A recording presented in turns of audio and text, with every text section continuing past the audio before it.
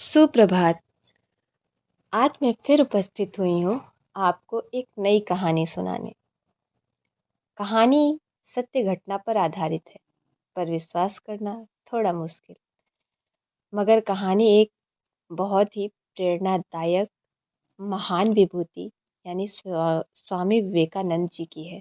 तो उम्मीद करती हूँ सबको पसंद भी आएगी और उससे प्रेरणा भी मिलेगी। तो चलते हैं। बात है उस समय की जब स्वामी विवेकानंद अपने लोकप्रिय शिकागो धर्म सम्मेलन के भाषण के बाद भारत वापस आ गए। अब शिकागो सम्मेलन के बाद उनकी चर्चा विश्व के हर देश में हो रही थी। सभी लोग उन्हें जानने लगे थे। स्वामी जी भारत वापस आकर अपने स्वभाव के अनुरूप भ्रमण कर रहे थे, यानी घूम रहे थे। घूम घूम कर अवलोकन कर रहे थे, देख रहे थे। इस समय वे हिमालय और इसके आसपास के क्षेत्रों में थे। एक दिन वो घूमते घूमते एक नदी के किनारे गए।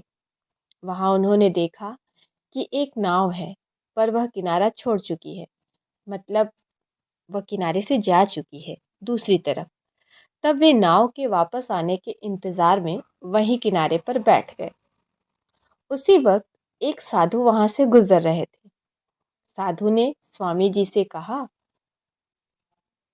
क्योंकि वो अकेले बैठे थे, तो उनके पास जाकर बोला, तुम यहाँ क्यों बैठे हो? स्वामी जी ने जवाब दिया, मैं यहाँ नाव का इंतजार कर रहा हूँ। साधु ने फिर पूछा, तुम्हारा नाम क्या है? इस पर स्वामी जी ने कहा, मैं विवेकानंद हूँ। साधु ने स्वामी जी का मजाक उड़ाते हुए उनसे कहा, अच्छा, तो तुम वो विख्यात विवेकानंद हो जिसको लगता है कि मैं विदेश में जाकर भाषण देने से बहुत बड़ा महान साधु बन गया हूँ, तुम ऐसा सोचते हो? स्वामी जी ने साधु को कोई उत्तर नहीं दिया, बल्कि वो शांत उस नाव का इंतजार करते रहे।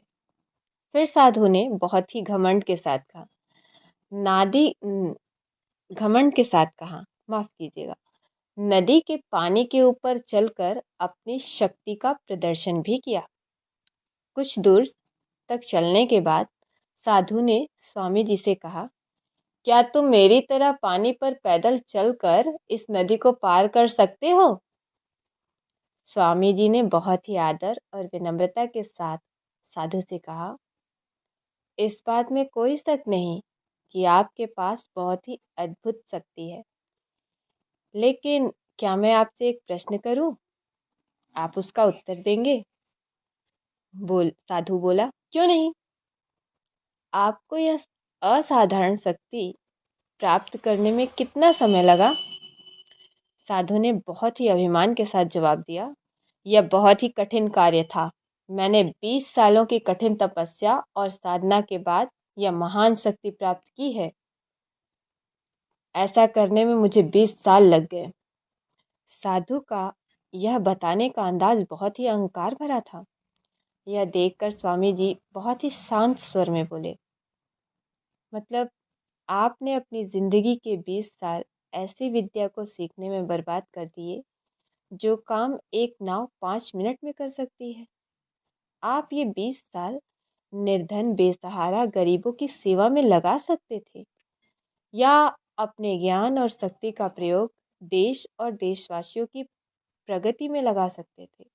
परंतु आपने अपने 20 साल सिर्फ 5 मिनट बचाने के लिए व्यर्थ कर दिए।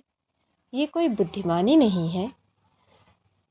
इस पर साधु सिर झुकाए खड़े रह गए और शर्म से पानी पानी हो गए, और स्वामी जी नाव में बैठकर नदी के दूसरे किनारे पर चले गए।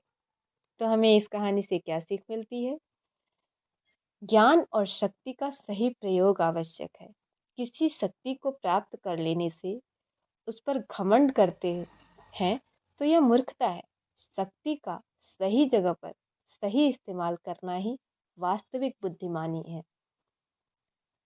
आगे ऐसे ही कुछ प्रेरणा भरी कहानी लेकर फिर आऊंगी। तब तक के लिए नमस्कार।